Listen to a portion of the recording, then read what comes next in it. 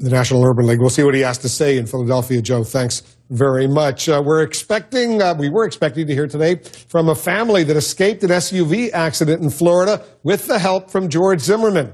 But the news conference was abruptly canceled. Zimmerman emerged from hiding last week, just days after his acquittal. He turned up at the accident site and helped the family out of their overturned vehicle. We're joined now by Zimmerman's defense attorney, Mark O'Mara. Mark, thanks very much for coming in. Before we get to what happened today, the cancellation of the news conference, do you have an immediate reaction to what Trayvon Martin's dad said here in Washington today?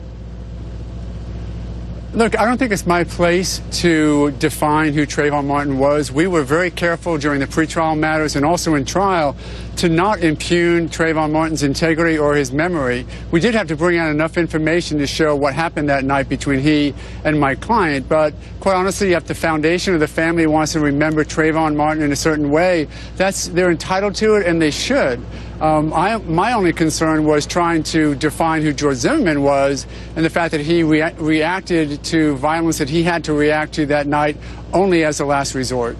Let's talk about the news conference today. All of a sudden it was canceled. The family that George Zimmerman helped didn't want to go forward at the news conference. I know you were involved in getting that together. What happened? Well, unfortunately, you know, an event happened last week where George just did what, quite honestly, George does in any good Samaritan.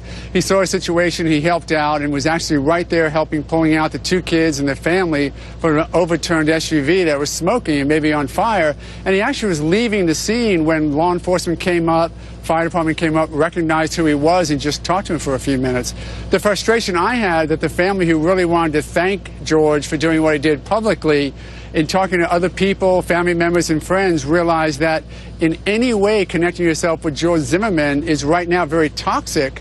So though they wanted to thank him publicly, they thought that they could not for the possibility of blowback against them.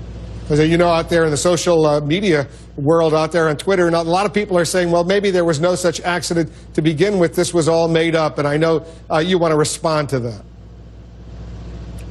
Absolutely. Law enforcement was the first people on scene, and they noticed George Zimmerman, and there was a report documenting that he was there. The public information officer for Seminole County Sheriff's Office put out 2 press releases, both documenting that George Zimmerman was there, and the fire department identified and recognized him, as did the family members who identified him, as did an African-American male who also stopped and recognized George and said he was praying for him. So the idea that this was made up is just the same people who refuse to accept the jury's verdict, just want to be angry, just want to hate George Zimmerman, are still going to them. Even if we had a videotape of the accident, they would still say it was made up. So we can't really respond to people who just don't want to listen to the truth. How concerned is George Zimmerman for his own safety? He's still very concerned. He had hoped that everybody who listened to that trial would listen to the trial, would listen to the evidence that was publicized nationwide and worldwide, and would realize what happened that night and the reason why he acted the way he did. The frustration is that even though the facts came out the way they did, there is a percentage of people who simply refuse to accept it and want to maintain their anger. So he's afraid that that anger may still fall upon him, even though he was acquitted and even though he was exonerated for acting in self-defense. I assume you've spoken with your client. Is he still getting threats? Yes, he is. They are, and quite honestly, since the verdict of acquittal, there's been an upswing in them because people are very frustrated. For some reason, as I've said before, people are connecting the acquittal to a loss for civil rights, and I truly believe it's the opposite. Civil rights won in this case because a fair trial was held and justice was meted out appropriately. This does not affect the way racial relations should occur in this country. My fear is that we've separated more than we've come together. Are you surprised by this national reaction to the verdict? I am. I really think that those people who have an open mind listened to it and understood what happened. People who have decided not to have an open mind and keep a closed mind, to act in a prejudiced way, if you will, have lost an opportunity to see what really did happen that night, because there's growth that can come out of this verdict. There's growth that can come out of the conversation we could be having, the way young black males are treated in the system, for example. But if we've polarized ourselves, everyone walked to opposite ends of the spectrum and refused to talk, then an opportunity that this case has presented may well be lost. And I'm very worried about that. Is George Zimmerman, has he expressed any concerns to you about what's been going on directly?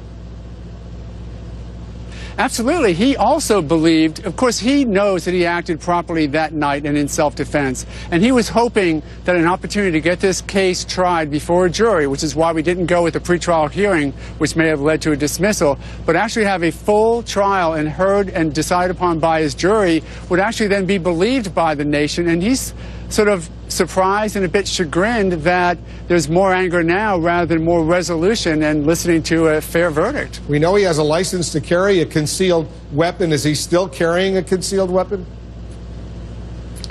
I think it's more important now than before February 26th of 2012 that he have an ability to protect himself because of the extraordinary amount of anger that's out there. So, yes, he's protecting himself. Did the authorities give him back the actual gun that he used to shoot Trayvon Martin?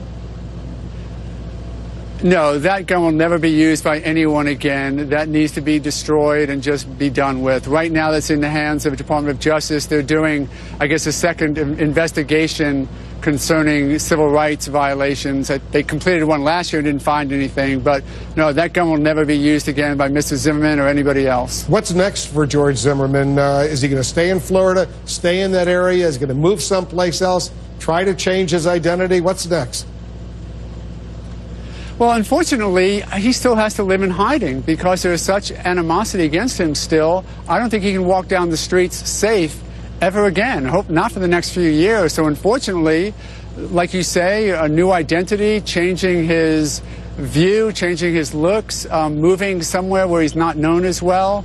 It's a shame that in a country that prides ourselves on our criminal justice system and how fair we treat criminal defendants and a jury system that works, that he has to walk in hiding, but that seems to be the way it is.